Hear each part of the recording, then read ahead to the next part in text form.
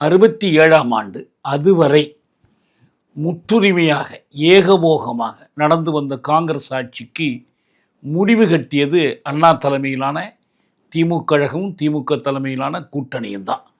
அது அவருடைய வரலாற்றில் மிக முக்கியமான ஒரு சாதனை, தமிழக வரலாற்றில் மிக முக்கியமான ஒரு திருப்பு முனை.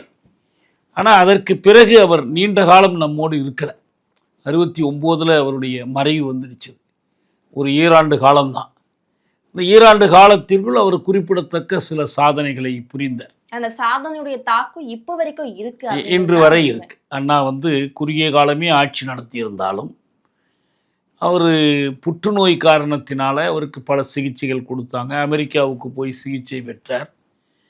அவருடைய உரைகள், அவருடைய பேச்சுக்கள், அவருடைய கலைப்படைப்புகள் எல்லா துறையிலும் அண்ணா ஒரு முத்திரை பதித்தார் என்று தான் நாம் சொல்லணும். அது இன்று வரை அது தாக்கம் செலுத்துகிறது.